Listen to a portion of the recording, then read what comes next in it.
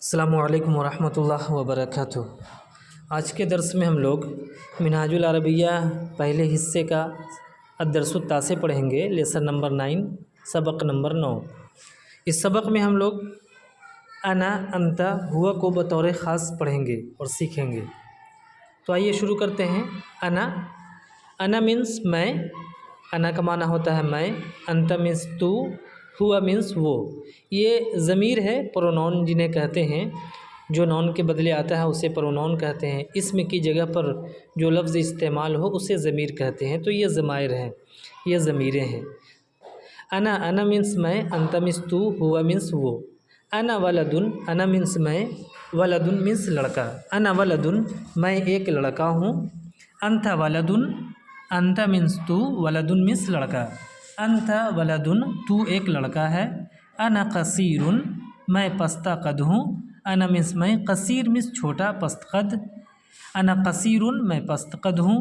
انت طویل، انت طویل، انت مینس تو، طویل مینس لمبا۔ انت طویل، تو لمبا ہے۔ انا سمین، میں موٹا ہوں۔ انت ہزیل، تو دبلا ہے۔ انا جالس علی الکرسی، انا جالس علی الکرسی، میں کرسی پر بیٹھا ہوں۔ وہو واقف علی الارض، وہو واقف علی الارض، اور وہ زمین پر کھڑا ہے۔ وہ مینس اور، ہوا مینس وہ، واقف مینس کھڑا ہے، علی الارض زمین پر۔